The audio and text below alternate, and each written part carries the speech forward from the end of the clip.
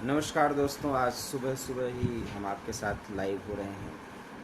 मित्रों, कल हम आपसे लाइव नहीं हो पाए थे रात में, और उसका एक ही मात्र कारण था कि कल कुछ ऐसे विषयों पर हम चर्चा कर रहे थे।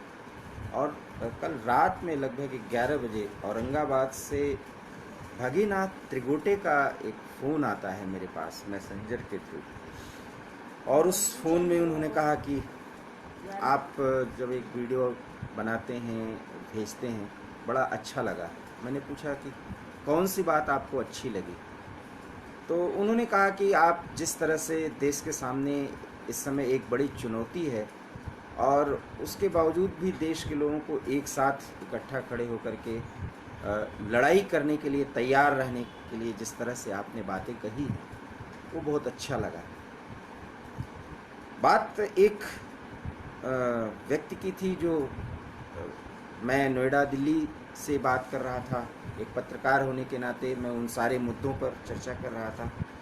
मैं पूरी रात भर लगभग 2-2:30 बजे रात तक इस बात को सोचता रहा, और उसके बाद मैं आज सुबह सुबह ही नहाने धोने के बाद आपके साथ भगीरथ त्रिगोटे के साथ हुई बातचीत के मायने और उनके कहे गए बातों का जिक्र करने के लिए आपके साथ बैठा।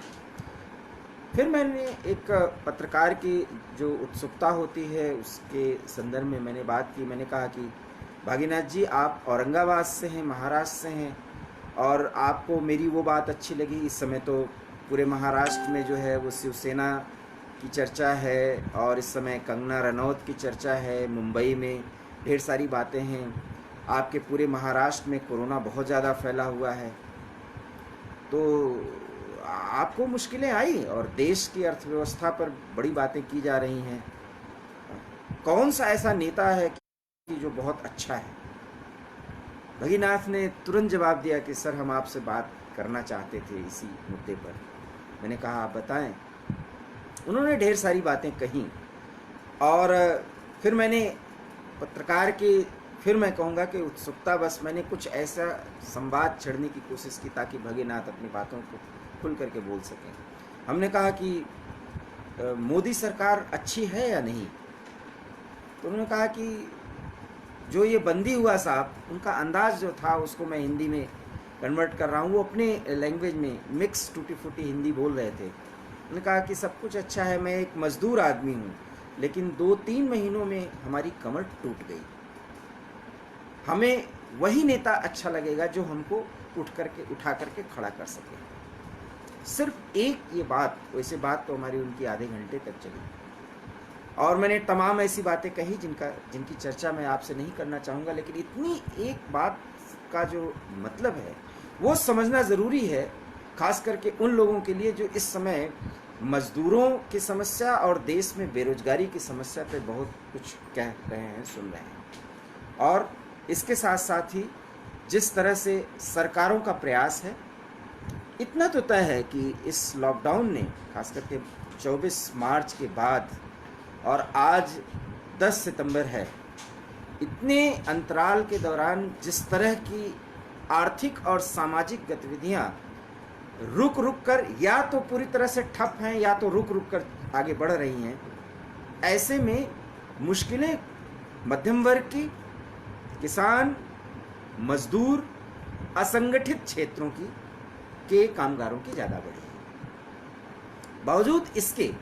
देश की इकोनॉमी, देश की जीडीपी में जिस तरह से कृषि ने ग्रोथ दिया, मैं एक बार फिर जब कृषि की चर्चा कर रहा था और देश की जीडीपी पर ढेर सारी बातें की जा रही थी, तो मैंने इसका जिक्र किया कि कृषि ने 3% से ज़्यादा की वृद्धि इसलिए दिखाई, या उसकी वृद्धि दर जो है वो बेहतर इसलिए हो सकी थी क्योंकि वहाँ पर लॉकडाउन का असर नहीं था। अर्थात गाँव में लॉकडाउन जिस तरह से बड़े शहरों में, छोटे शहरों में या टाउन एरिया तक लोगों तक पहुँचा कि जब पूरी तरह से लॉकडाउन की घोषणा की गई तो सारी गतिविधि बड़े शहरों की रुकी, लेकिन बहुत छोटे शहर या टाउन एरियाज़ और गाँव की जो आर्थिक गतिविधि थी वो कहीं से भी नहीं रुकी, और वो चलती रही। और जब वो उसकी स्थिति आगे बढ़ती रही तो इकोनॉमी का ये सेक्टर जो है, ये कृषि सेक्टर जो है वो आगे बढ़ता है। लेकिन बड़ी समस्या ये है कि दिल्ली के बड़े महानगर, खास करके दिल्ली, मुंबई और चेन्नई, बेंगलुरु, हैदराबाद और तमाम देश के तमाम बड़े शहर, जहाँ से मज़दूर जो है, खास करके पूर्वांचल के, खास करके उत्तर प्रदेश, बिहार, यहाँ तक कि उड़ीसा, इन जगहों से मज़दूर जो है वहाँ पर पहुँचते हैं। उन राज्यों के बड़े शहर भी पूरी तरह से बंद हो गए, आर्थिक गतिविधियाँ पूरी तरह से बंद हो गई। जो बंदी हुई तो उद्यमी तो परेशान हुआ, उनकी संख्या कम थी, लेकिन उससे जुड़े मजदूर पूरी तरह से एक तरह से बेरोजगार हो गए।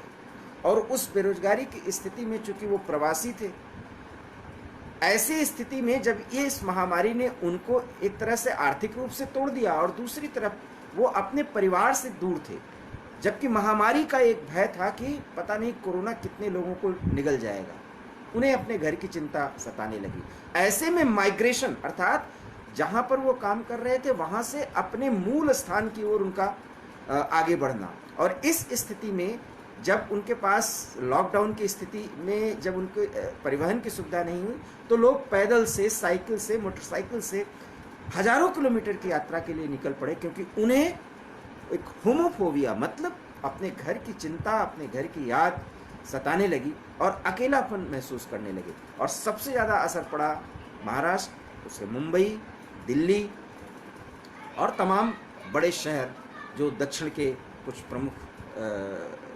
के राज्यों के कुछ प्रमुख शहर हैं। ऐसे में जो माइग्रेटेड मजदूर थे, जब नए जगह पर पहुंचे, अपने गांवों में पहुंचे, तो गांवों की अर्थव्यवस्था पर भी एक दबाव बढ़ा। इन तमाम दबावों के बावजूद कृषि का ग्रोथ बेहतर रहा। मैं इस बात की चर्चा इसलिए कह रहा हूं कि कल रात में जब हमारे वीडियो को देखने के बाद औरंगाबाद के भगीनाथ त्रिगोटे जी का फोन आया, तो उनकी बात से मैं अर्थव्यवस्था के जितने तमाम जो गूढ़ बातें होती हैं, उन बातों को मैं आसानी से आपको बताने की कोशिश कर रहा हूं। मतलब साफ था कि जिस सेक्टर से जुड़े ये मजदूर थे, जब वो बंद ही हो गया तो फिर इनके लिए कैसे इनके रोजी रोटी का, डेली रूटीन की लाइफ में जो इनके लिए धन की आवश्यकता थी, उसकी ज़रूरत कैसे पूर्ति की जाए। और वही 3 महीने जो इतने मुश्किल भरे थे, उन्हीं पर ये जीडीपी ग्रोथ के बारे में टिप्पणियाँ की गई, जिसमें -23.4 लगभग 24 की गिरावट दर्ज की गई है। जीडीपी का मतलब होता है देश की आर्थिक हालात, उसका स्वास्थ्य।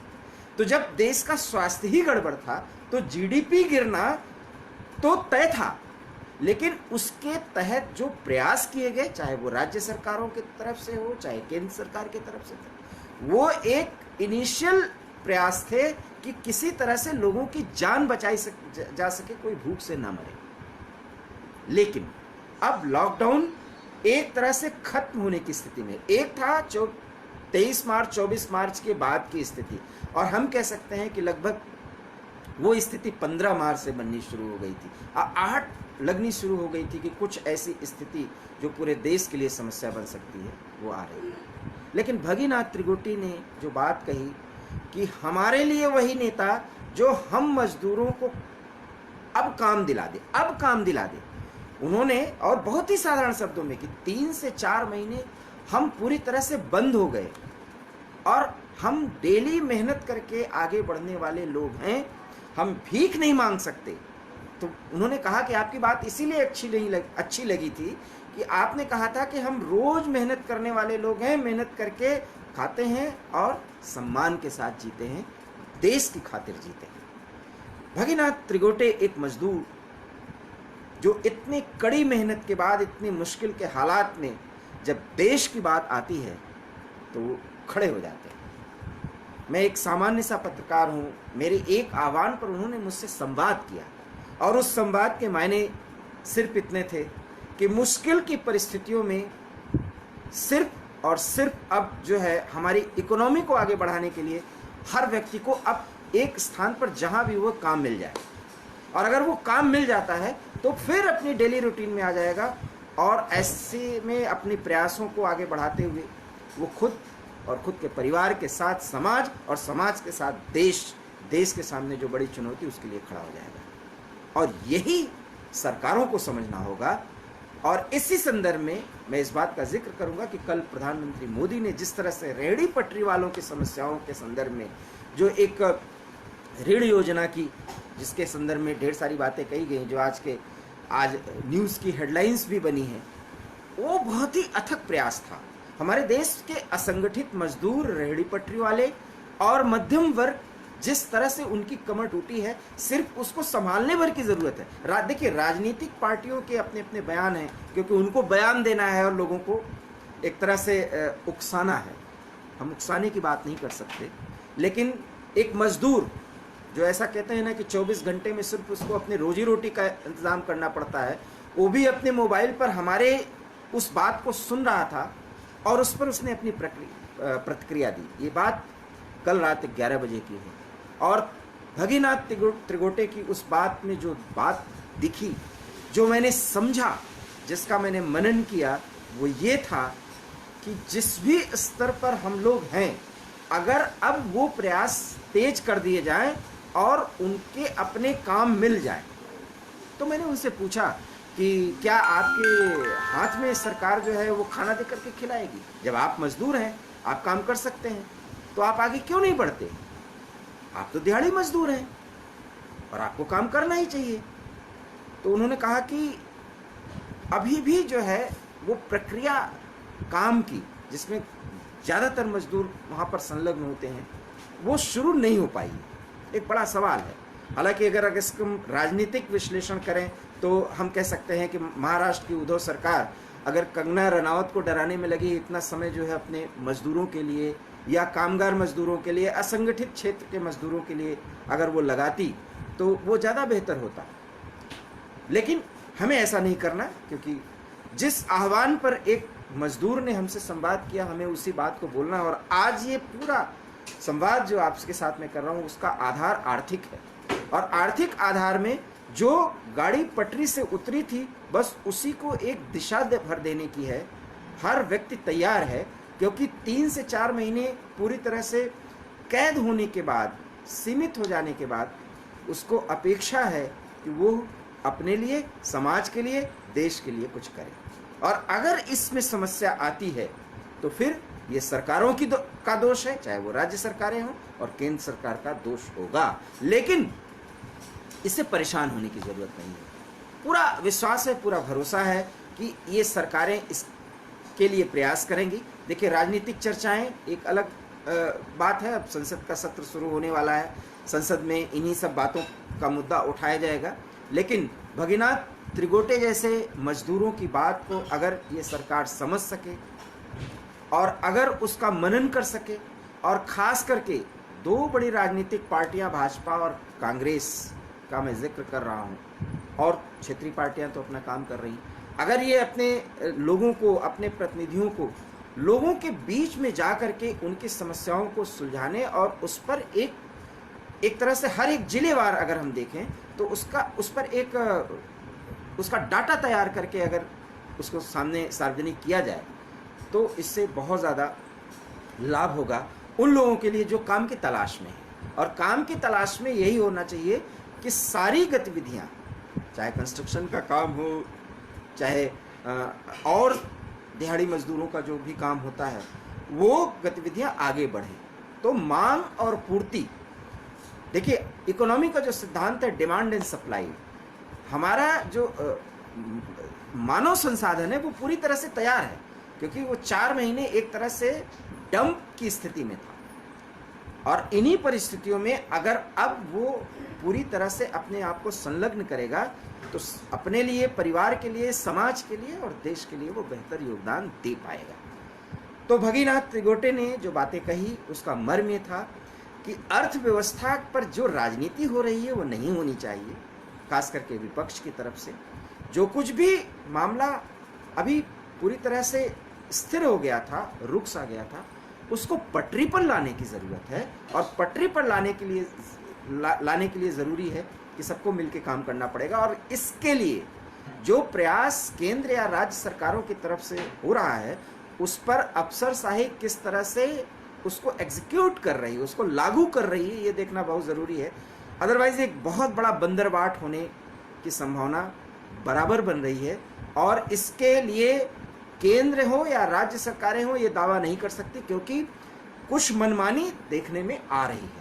ऐसे में अगर ज़रूरतमंदों के पास अगर आप कोई सुविधा दे रहे हैं वो पहुंच ही नहीं पाएगा, तो फिर उसके लिए जिम्मेदार केंद्र या राज्य सरकार ही होंगी, और उसके लिए कोप भाजन बढ़ना पड़ेगा। लेकिन एक बड़ी आशा की बात यह है कि चाहे किसान हो, चाहे मजदूर हो, असंगठित क्षेत्र का ही क्यों ना हो, उसके अंदर आशा है, और आशा इस बात का है कि अगर वो काम मिलेगा तो देश को एक बार फिर उसके अर्थव्यवस्था को पटरी पर ला सकते हैं, और मौजूदा चुनौतियां जिस तरह से दुश्मन चीन की तरफ से प्रस्तुत की जा रही हैं उसका भी सामना करने के लिए भगीनाथ त्रिगोटे जैसे करोड़ों मजदूर जो है वो तैयार हैं। ये बहुत ही सुखद खबर है, इसलिए आज सुबह सुबह ही हमने आपसे इस बारे में चर्चा की, और मुझे बहुत भरोसा जगा अपने उस जज्बात पर जो देश के लिए है, और भगीनाथ जैसे त्रिगोटे जैसे मजदूर और किसान, मध्यम वर्ग के तमाम हम लोगों जैसे व्यक्ति, और इन्हीं पर आशाएं टिकी है हमारे देश की इकोनॉमी को आगे ले जाने की, और इन्हीं पर आशाएं टिकी है कि जब भी कोई मुश्किल की स्थिति आएगी, दुश्मन की तरफ से पेश होगी, हम पूरी ताकत के साथ इसका जवाब देंगे। तो ये देश की अर्थव्यवस्था और देश के सामने चुनौतियों पर आज एक मजदूर के साथ की गई बातचीत, जो हमने मैसेंजर के थ्रू बातचीत की, उसका हमने जिक्र किया, और इस पर आप अपनी प्रतिक्रिया ज़रूर दें। और अगर आप इस लाइव के ज़रिए हमें नहीं देख पा रहे हैं तो हार्ट टॉक इंडिया हमारा यूट्यूब चैनल है, उस पर आप जाकर के ज़रूर हमारे इस पूरे संवाद और इसके मर्म को देख सकते हैं। और अगर आपको हमारा ये वीडियो पसंद आए तो निश्चित रूप से आप हमारे हार्ट टॉक इंडिया चैनल को सब्सक्राइब करें, लाइक करें, और प्लीज़ आपसे अनुरोध है कि शेयर करें। इसलिए शेयर करें कि अगर हमारी बातचीत से, हमारी भावनाओं से आपका, देश का, समाज का विकास होता है, तो निश्चित रूप से देश सेवा के लिए यही हमारा एक सार्थक प्रयास होगा। बहुत बहुत धन्यवाद। नमस्कार। जय हिंद।